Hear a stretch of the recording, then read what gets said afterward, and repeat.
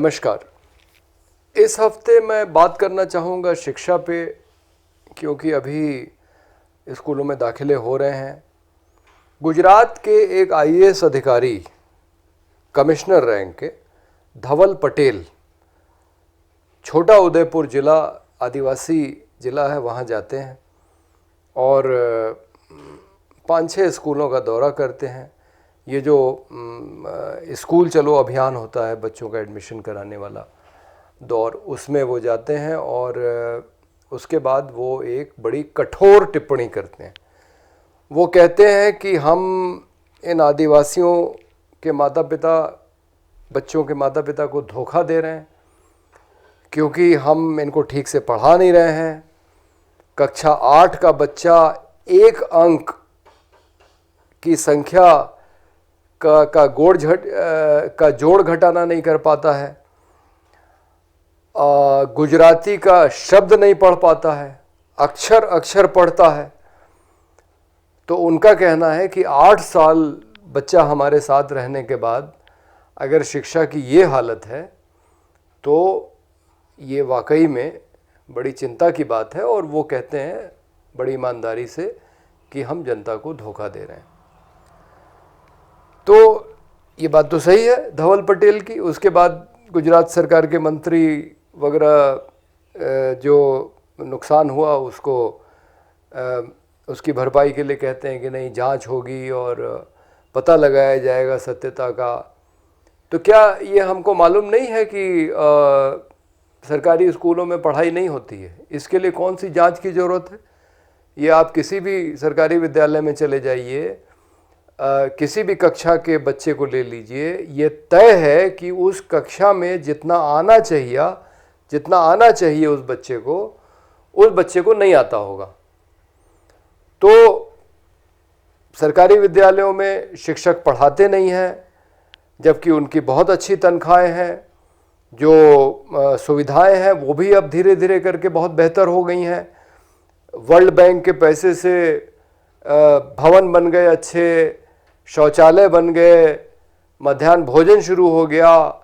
HCL foundation की मदद से अब उत्तर प्रदेश के स्कूलों में तो बहुत अच्छी पुस्तकें आ गई हैं, पुस्तकालय बन गए हैं, कंप्यूटर लग गए हैं और कंप्यूटर पे बच्चों को सिखाया जा रहा है। बहुत अच्छे छोटे छोटे जो है वो प्रोग्राम बन गए हैं जिससे बच्चे सीख सकते हैं और बच्चों की रुचि भी उसमें होती है, क्योंकि ये बड़े आकर्षक प्रोग्राम हैं। तो यानी सब कुछ किया जा रहा है लेकिन पढ़ाई नहीं हो रही, ये हकीकत है। तो ये जो आईएएस अधिकारी महोदय हैं, इनसे ये पूछना चाहिए कि भाई आपका जो वर्ग है, यानी कि जो अधिकारी वर्ग है, जो भारत का शासक वर्ग है, वो भारत में समान शिक्षा प्रणाली को लागू क्यों नहीं कर रहा है?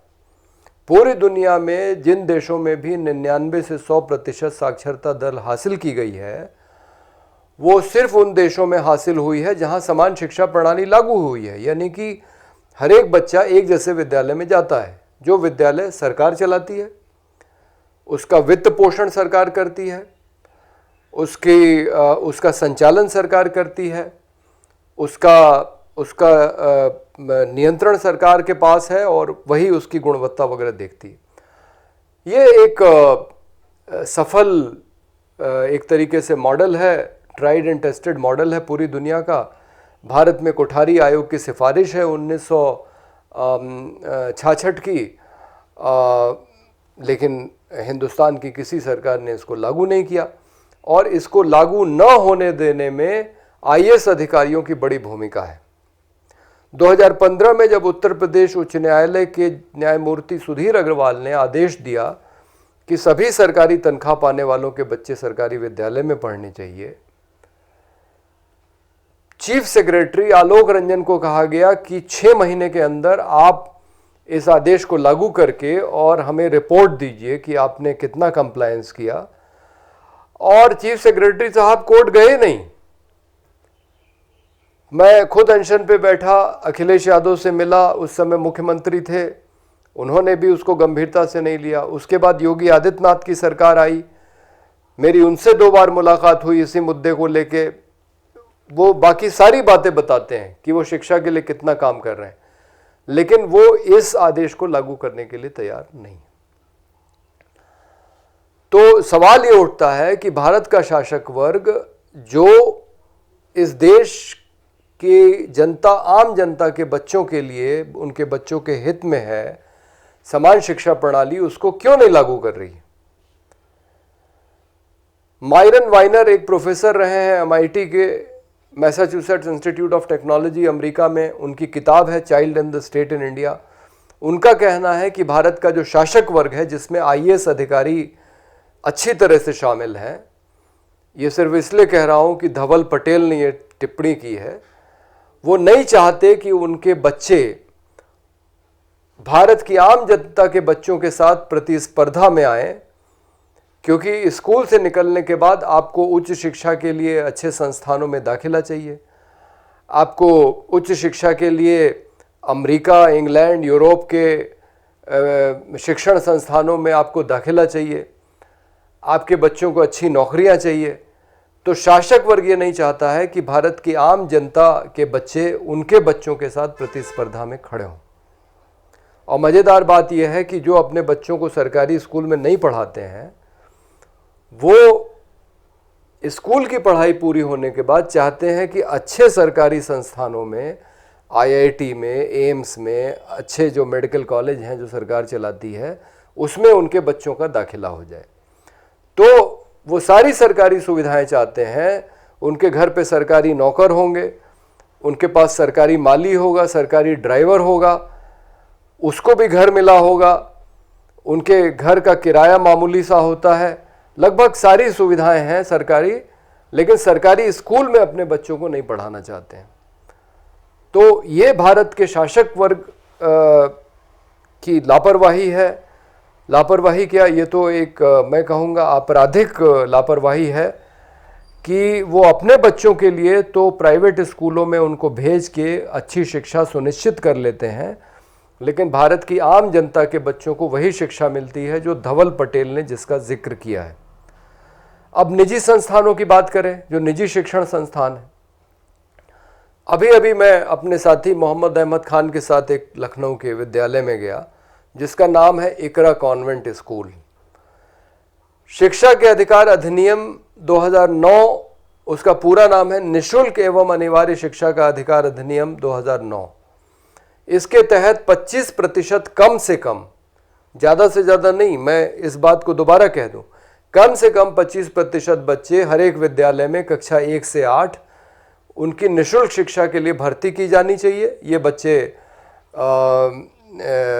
कमज़ोर वर्ग के बच्चे, यानी कि जो जाति के हिसाब से कमज़ोर, अनुसूचित जाति, जनजाति, अन्य पिछड़ा वर्ग, और पैसे के हिसाब से कमज़ोर, यानी कि 1 लाख रुपए से कम आय वाले बच्चे, और जिन बच्चों के माता पिता कैंसर रोगी हैं, HIV एड्स से प्रभावित हैं, विकलांग हैं, वो बच्चे भी दाखिला ले सकते हैं।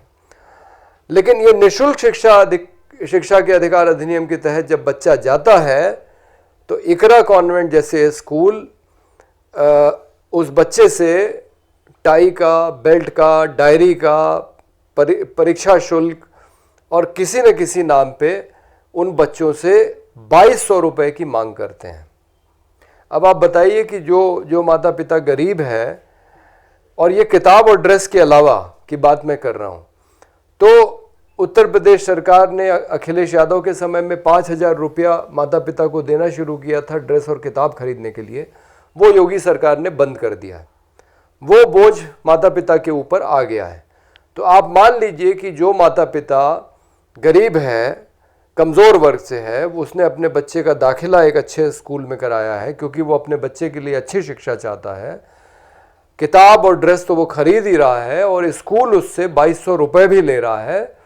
ये निःशुल्क शिक्षा का अधिकार अधिनियम के तहत, जिसका लखनऊ ही नहीं दूसरी जगहों पे भी जो निजी विद्यालय हैं उन्होंने इस अधिनियम की धज्जियां उड़ा दी हैं। लखनऊ के अंदर जो सबसे बड़ा स्कूल है सिटी मॉन्टेसरी स्कूल, वो तो एक भी बच्चे का दाखिला ही नहीं लेता। इकरा कॉन्वेंट तो कम से कम दाखिला लेने के बाद पैसे की वसूली कर रहा है। और 2-3 घटनाएं ऐसी हुई हैं अभी हाल में जिससे ये हम लोगों की बात जो हम लोग कहते हैं कि शिक्षा का निजीकरण नहीं होना चाहिए, सरकार शिक्षा का राष्ट्रीयकरण हो जाना चाहिए, सरकार को सारे विद्यालय चलाने चाहिए। आजमगढ़ में श्रेया तिवारी 31 जुलाई को तीसरी मंजिल से कूद के आत्महत्या कर लेती है, और जब प्रिंसिपल और क्लास टीचर के खिलाफ मुकदमा दर्ज होता है, गिरफ्तारी होती है, तो सारे निजी विद्यालय हड़ताल करते हैं एक दिन की, और विधानसभा में जो शिक्षक प्रतिनिधि हैं, विधायक हैं, वो निजी स्कूलों के समर्थन में बोलते हैं। जिस माता पिता की लड़की ने आत्महत्या की है उसके साथ नहीं खड़े हैं। आप बताइए ये कौन से जनप्रतिनिधि हैं जो निजी विद्यालय के प्रबंधकों के हक में विधानसभा में बोल रहे हैं? इनको तो शर्म आनी चाहिए कि आप इस जनता के आम जनता के पैसे से आपकी तनख्वाह आ रही है, आप उसका प्रतिनिधित्व करने के बजाय आप पूंजीपतियों का प्रतिनिधित्व कर रहे हैं। आजमगढ़ का जो सबसे बड़ा स्कूल है उसके मालिक का पक्ष आप ले रहे हैं। और अभी कल की घटना है मुजफ्फरनगर में, एक विद्यालय में एक टीचर, एक मुस्लिम लड़का है, वो कुछ सवाल नहीं कर पाता है तो एक एक बच्चे को बुला के उससे थप्पड़ मरवाती है, और उसका गाल जब लाल हो जाता है तो कहती है इसको कमर पे मारो।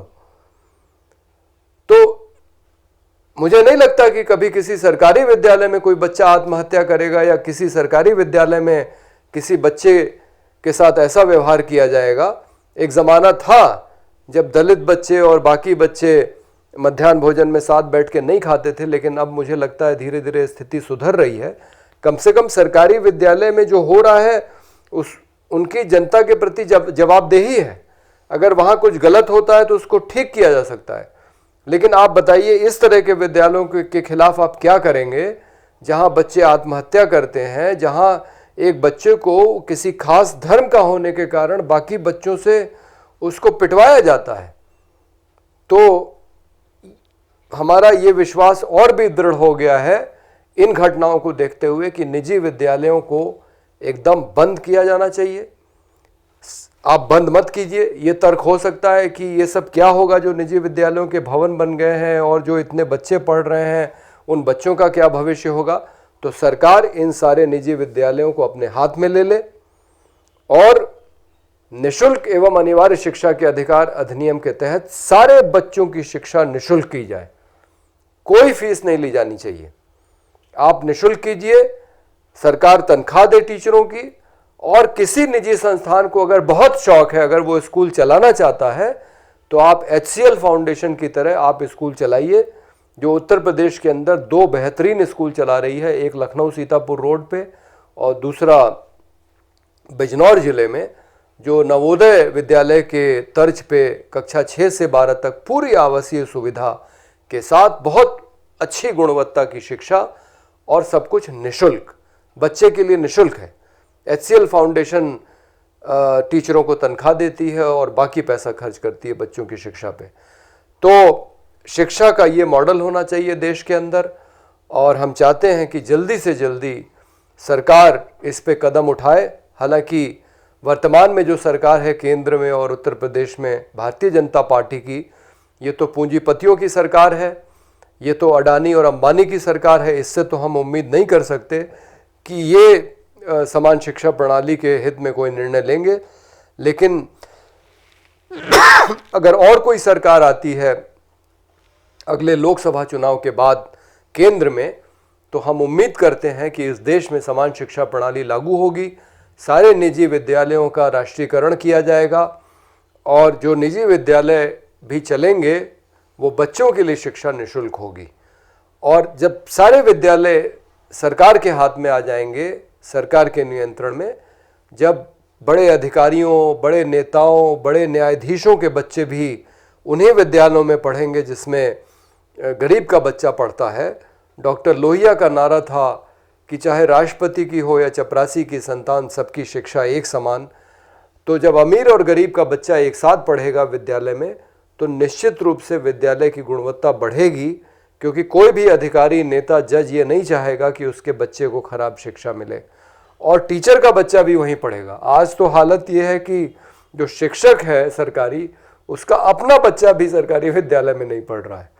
हमारे दोस्त परवेज़ भाई अपने बच्चे को एक निजी विद्यालय में पढ़ाते हैं लखनऊ के, और जब वो सरकारी विद्यालय में गए अपने बच्ची का दाखिला कराने के लिए, तो वहाँ की टीचर कहती है, ये राजभवन जो लखनऊ की जहाँ गवर्नर रहती हैं उस प्रांगण में चलने वाले प्राइमरी स्कूल की बात है, वहाँ की शिक्षिका उनसे कहती है कि अरे आप अपने बच्चे का भविष्य क्यों बर्बाद कर रहे हैं, मैं तो अपने बच्चे को लामार्टिनियर में पढ़ा रही हूँ और आप अपने बच्चे को सिटी मॉन्टेसरी से निकाल के यहाँ क्यों लाना चाहते हैं।